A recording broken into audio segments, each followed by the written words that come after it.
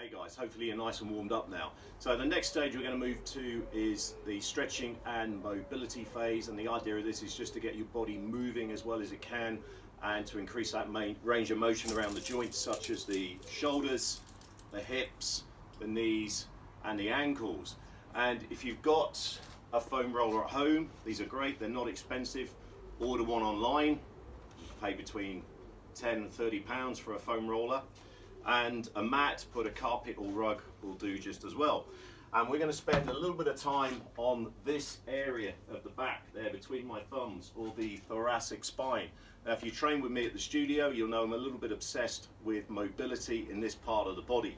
Okay, really important you get your thoracic spine moving as well as possible before you go into some of these strength-based exercises we're going to do in about 5 minutes. So we're going to start by rolling the T-spine. Now when you're rolling this area of your back, make sure the roller stays between this area marked by my thumbs.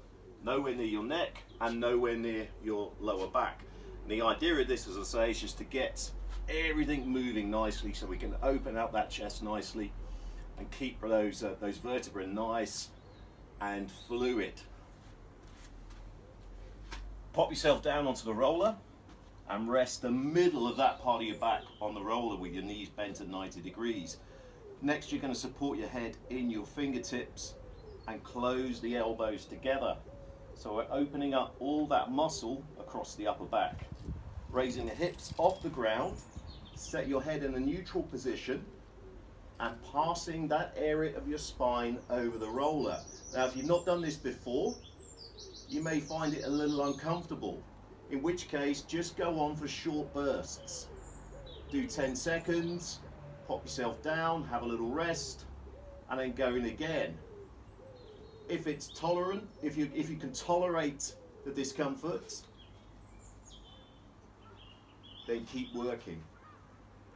And you're hunting up and down for little spots where you feel that roller doesn't glide quite as well as it should, and it should feel like a rolling pin across a glass table. Okay, so I've just got a little spot there, a little ridge there, and I'm going to spend about 10 seconds working into that part of my back.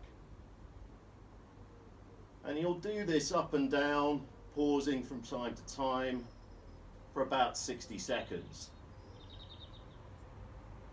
And then when we get towards the end, we're just going to pause on that area that provided the most resistance, or where the roller didn't glide quite so well, and then lower the hips back down to the ground. Just relax the elbows slightly and very gently and under control, so we're not forcing anything, just let gravity do the work, easing back and curling up, keeping the neck long and the chin high. Just to encourage a little bit more movement, a bit more extension into that part of your back. And we're aiming for about 10 repetitions here. And when we're done, come up, sit up, and push yourself back up to standing.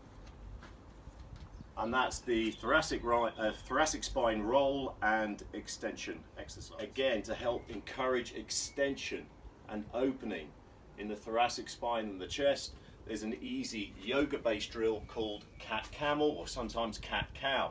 Again, this is done on all fours.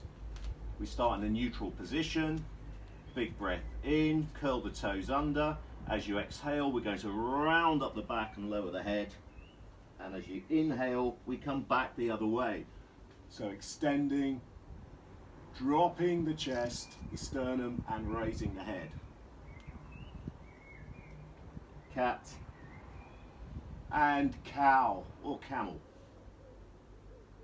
I've never kind of figured out why it's either, to be honest. I get the cat thing, don't really get the cow or the camel thing, which is there.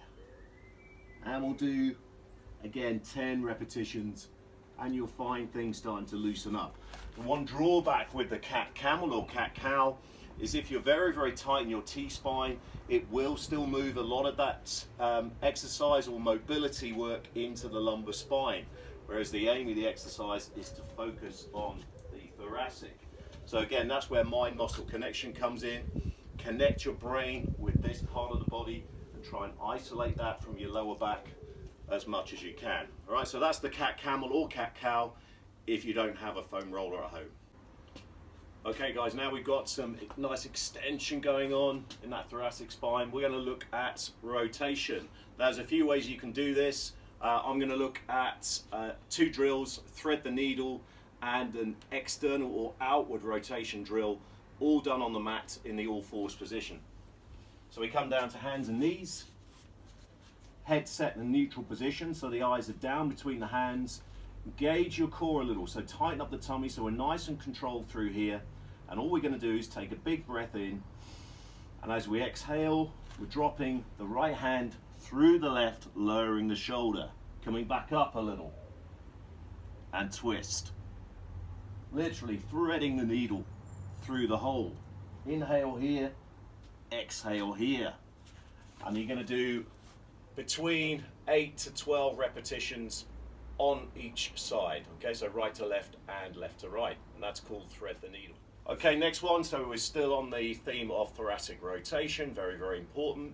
We're going to be looking at some outward rotation now. So again, we set up in that kneeling position, hands and knees. Everything's set nice and neutral through the spine, especially the neck. Very easy on these exercises to let go or to look up. Make sure your head's set in a neutral position. We're going to support yourself on the right hand, fingertips behind the head on the left, just on the crown of the head. Again, big breath in to start. As we swing down, we're going to exhale. And as we inhale, coming up and sitting back. And we're aiming to swing up as we squat back towards that 12 o'clock position. And you'll find things loosen up after 5 or 6 turns. You may also feel the odd pop or crack, and providing there's no pain there, that's generally a good sign.